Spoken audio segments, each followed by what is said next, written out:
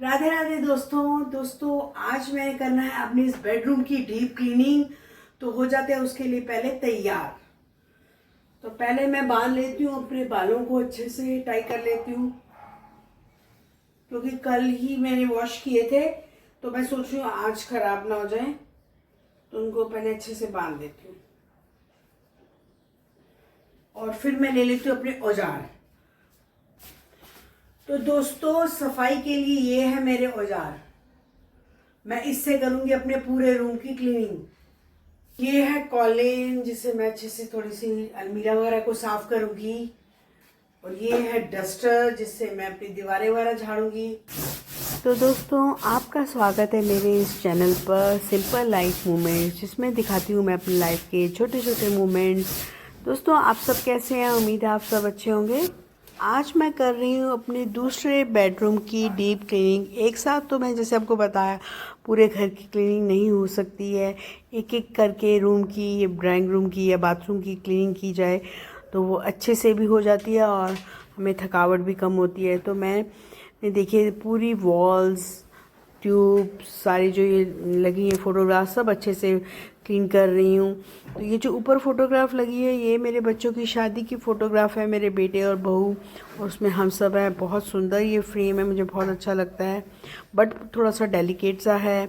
और ये जो इधर दूसरा फ्रेम लगा हुआ है बड़ा सा, में मेरी बेटी के बचपन से लेकर बड़े होने तक की सारी छोटी छोटी पिक्स लगी हुई हैं, जो कि मुझे बहुत ही अच्छी लगती हैं। इसी फोटोज़ जिसमें बचपन से लेकर बड़े होते तक की पूरी फोटोज़ हैं। बहुत ही अच्छी ये बना हुआ है फ्रेम, अच्छा लगता है मुझे ये बहुत। ये एक वॉल की तो मेरी अच्छे से सफाई हो गई है। अब मैं आ जाऊंगी दूसरे वॉल की तरफ, तो वहाँ पे भी अच्छे से सारी जो है दीवारें वगैरह सब झाड़ दूंगी। फिर उसके बाद मैंने पंखा साफ़ किया। अभी तो वैसे विंटर है तो अभी पंखा इतना गंदा नहीं होता, क्योंकि समर्स में जब खूब पंखा चलता है तो उसमें ज़्यादा गंदा हो जाता है, साइड डस्ट खींच लेता है, तो हर हफ्ते साफ़ करना पड़ता है। तो अब धीरे धीरे गर्मी आ रही है, तो मैंने कहा गर्मी आने से पहले ही मैं पंखे वगैरह सब अच्छे से साफ़ कर दूँ।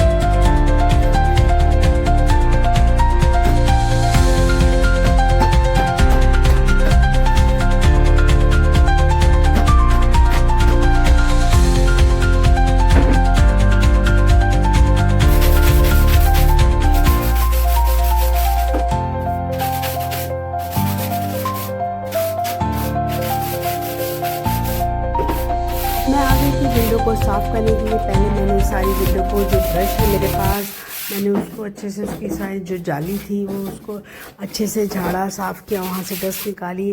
फिर उसके बाद जो अंदर जाली लगे हुए थे उनको भी मैंने कपड़े से झाड़ा और पूरी विंडो को अच्छे से साफ़ कर दिया था, क्योंकि मैंने अब जो पुराने कर्टन लगे थे उनको चेंज करके मैंने समर्स के अकॉर्डिंग वाइट कर्टन्स लगाने थे, जो कि मुझे बहुत ही अच्छे लगते हैं वाइट। क्योंकि वैसे भी जो गर्मियाँ आती हैं तो उसमें लाइट कलर्स का जो अगर कर्टन्स लगे होते हैं तो वो बहुत ही अच्छे लगते हैं, और लाइट कलर की बेडशीट बिछी हो तो एकदम कूल सा लगता है रूम, और खुला खुला भी महसूस होता है। फिर मैंने उसके बाद झाड़ू से सारी जो वॉल्स थी उनको अच्छे से झाड़ा, क्योंकि काफ़ी टाइम हो चुका था, 5-6 महीने हो गए थे मैंने अच्छे से सफाई नहीं की हुई थी, बच्चे आए हुए थे।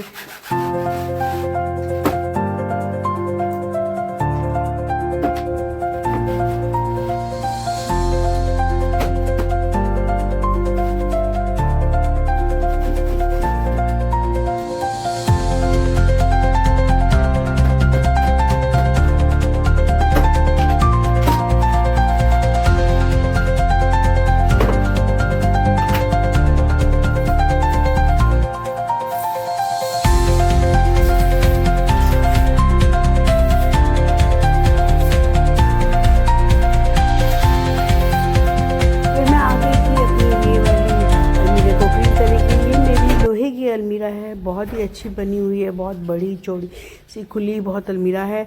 इसमें मैंने कॉलिन डाला और उसको अच्छे से कपड़े से साफ़ कर दिया था। ये चमक तो गई थी बट ये वाइट कलर होने के कारण थोड़ी सी पीली पड़ने लग गई है।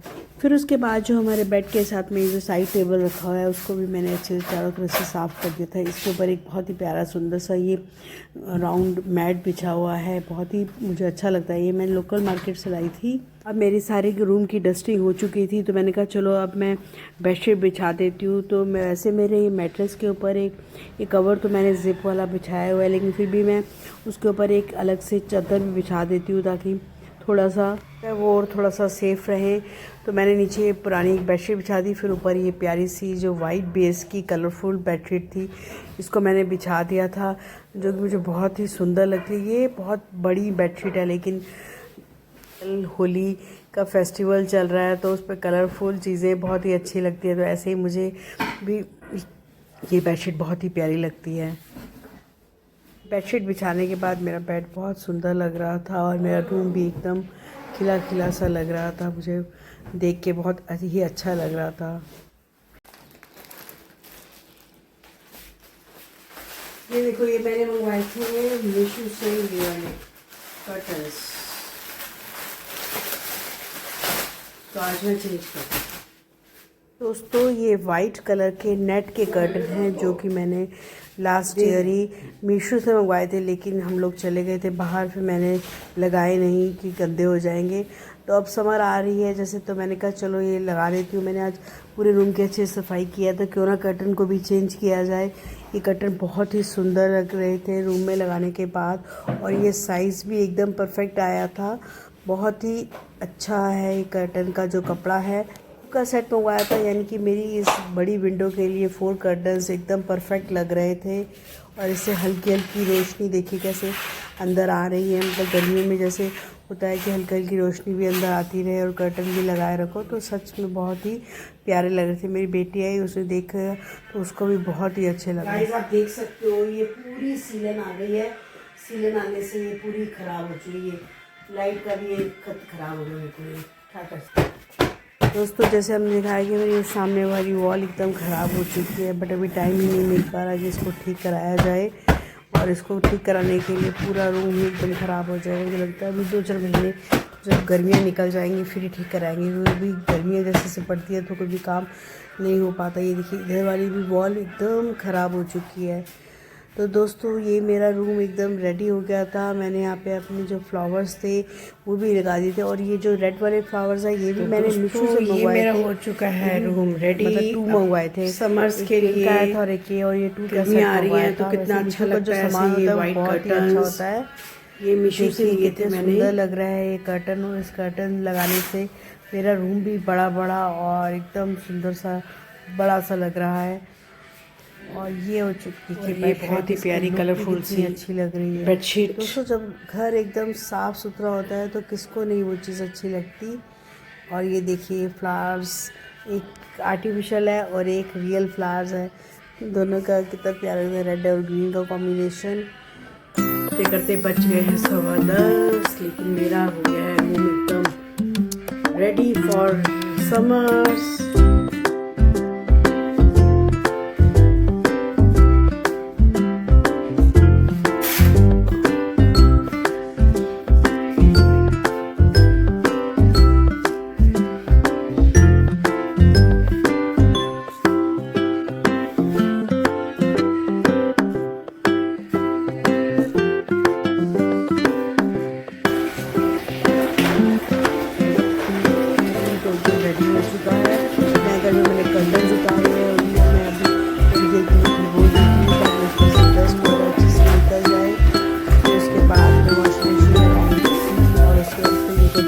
तब तक के लिए भीगे रहे।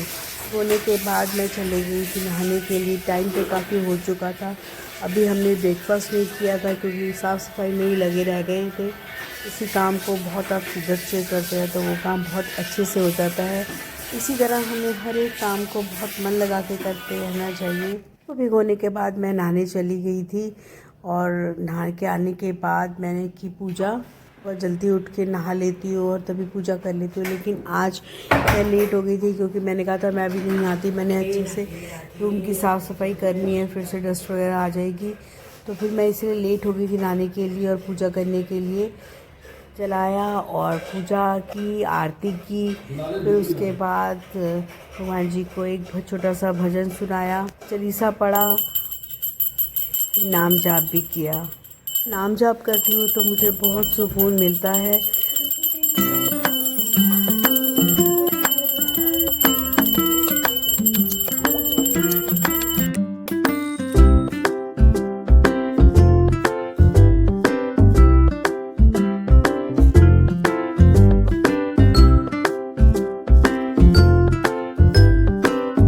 पूजा और आरती हो चुकी थी, फिर उसके बाद मैंने हनुमान चालीसा पढ़ा और फिर थोड़ी देर के लिए नाम जाप किया। नाम जाप करना मुझे बहुत अच्छा लगता है, इससे मुझे बहुत शांति और सुकून मिलता है।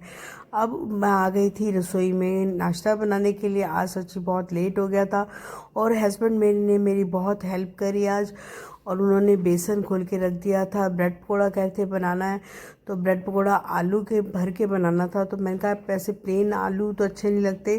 फिर मैंने आलू को तड़का लगाया और उसमें सारे मसाले वगैरह अच्छे से डाल दिए थे, क्योंकि जब ब्रेड में उसको भरेंगे तो जब खाने के टाइम अच्छे से मसाले होंगे तो वो यम्मी लगते हैं। तो फिर उसके बाद ये बनाने के बाद हस्बैंड ने एक तरफ रख दी थी चाय बनाने के लिए और दूसरी तरफ मैं ब्रेड पकौड़े तलने लग गई थी। मैंने जब बेसन में थोड़ा सा सारे मसाले वगैरह भी डाल दिए थे और उसके बाद मैंने डाला था उसमें चुटकी भर बेकिंग सोडा, ताकि वो अच्छे से फूल जाएं और सॉफ्ट बने। और करारे बनाने के लिए मैंने उसमें डाल दिया था 1 चम्मच चावल का आटा। और इधर ये मेरे आलू भी रेडी हो चुके थे और हस्बैंड ने चाय भी रेडी कर दी थी। बस अब ब्रेड पकौड़े तलने के लिए रह गए थे। फिर मैंने साथ साथ जब वो सारा अच्छे से रेडी हो गया सारा सामान, फिर मैंने उनको छोटे छोटे टुकड़े करे और उसको फिर ब्रेड पकौड़े को तला, और ब्रेड पकौड़े बहुत ही करारे और यम्मी बने थे। तो दोस्तों ये था मेरा आज का छोटा सा ब्लॉग। आप सबको कैसा लगा प्लीज़ कमेंट करके बताना, और मेरे चैनल को सब्सक्राइब करे बिना मत जाना। दोस्तों मिलते हैं फिर कल एक नए ब्लॉग में। दोस्तों आप सबका बहुत बहुत शुक्रिया मेरी वीडियो को पसंद करने के लिए और मुझे इतना प्यार देने के लिए। मिलते हैं फिर कल एक नए ब्लॉग में, तब तक के लिए बाय बाय दोस्तों।